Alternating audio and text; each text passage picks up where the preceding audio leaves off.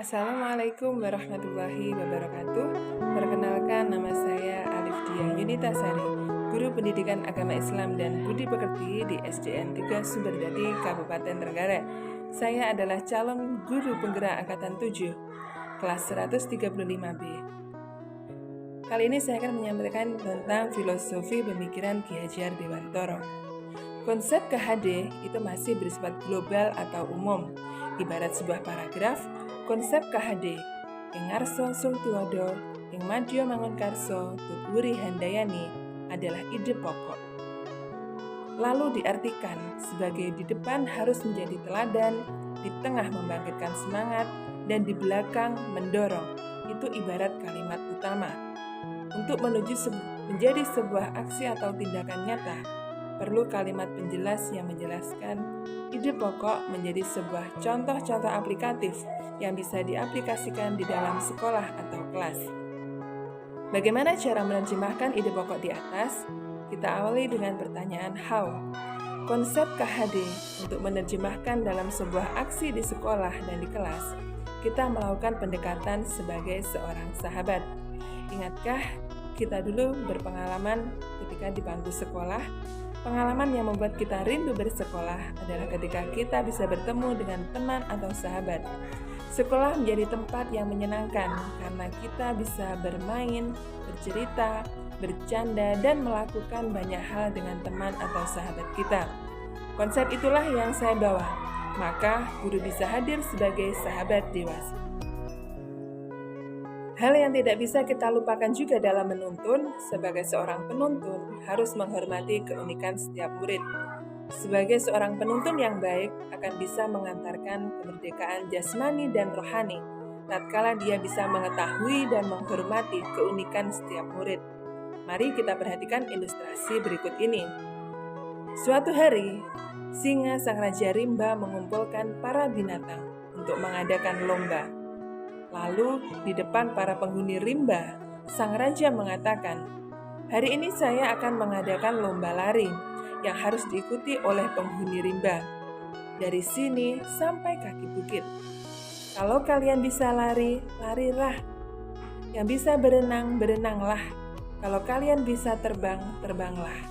Yang penting kalian bisa sampai tujuan." Dari cerita di atas, kita bisa melihat bahwa sang Raja Rimba adalah raja yang bijak. Dia menjadi bijak karena setiap binatang mempunyai keistimewaan. Jadi, seperti itulah gambaran guru yang baik. Dia tahu bahwa ada murid yang tertarik dalam bidang sosial, eksak, seni. Silahkan kembangkan sesuai potensi kalian. Pertanyaan selanjutnya, bagaimana jika sebagai guru mata pelajaran, misalnya seperti saya, seorang guru agama yang bersifat sosial, bukankah anak tidak punya pilihan untuk memilih? Maka, keunikan yang kita perhatikan adalah gaya belajar anak.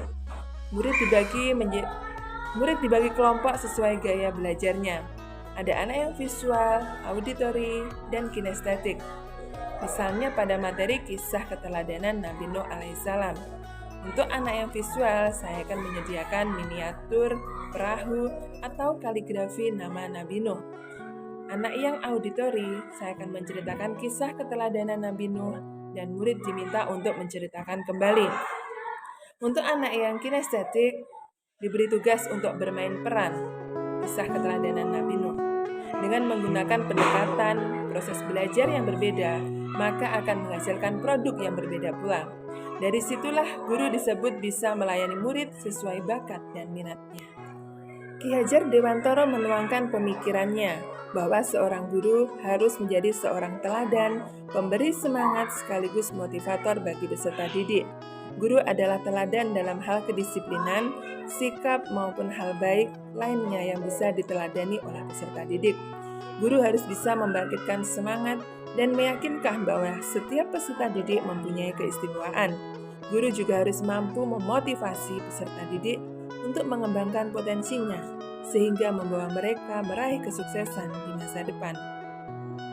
Untuk menjadi sosok tauladan, pemberi semangat, dan motivator dalam pendidikan dan pengajaran, guru bisa berperan sebagai seorang sahabat. Ingatkah kita dulu pengalaman ketika di bangku sekolah? Pengalaman yang membuat kita rindu bersekolah adalah ketika kita bisa bertemu dengan teman atau sahabat. Sekolah menjadi tempat yang menyenangkan karena kita bisa bermain, bercanda, dan melakukan banyak hal dengan teman atau sahabat kita.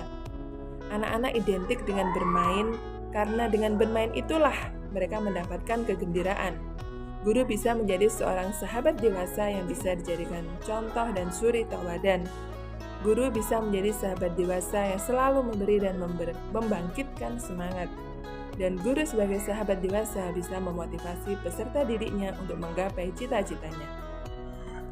Pendidikan sebagai jalan untuk mengoptimalkan potensi peserta didik untuk mendapatkan kesuksesan jasmani dan rohani yang ditempuh lewat proses pemberian ilmu lewat pengajaran harus disampaikan secara menyenangkan dan menghormati setiap perbedaan peserta didik. Every child is special, sebuah pesan moral dari sebuah film yang pernah saya tonton. Benar adanya bahwa setiap anak adalah unik. Sebagian peserta didik mempunyai ketertarikan dalam bidang eksakta. Sebagian yang lain tertarik pada bidang seni, ilmu sosial, maupun olahraga. Keunikan dari setiap anak yang berbeda ini harus menjadi salah satu landasan dari seorang guru melaksanakan fungsinya sebagai pendidik dan pengajar. Dalam menjalankan tugas sehari-hari sebagai guru, pendekatan yang saya pakai adalah sebisa mungkin hadir sebagai sahabat yang membawa suasana yang menyenangkan dengan memperhatikan keunikan setiap peserta didik. Dengan harapan, peserta didik menjadikan pembelajaran di sekolah adalah aktivitas yang dirindukan yang membawa kegembiraan bagi mereka. Demikian pemikiran filosofi Ki Hajar Dewantoro menurut saya. Terima kasih atas perhatian. Mohon maaf atas segala kekhilafan. Assalamualaikum warahmatullahi wabarakatuh.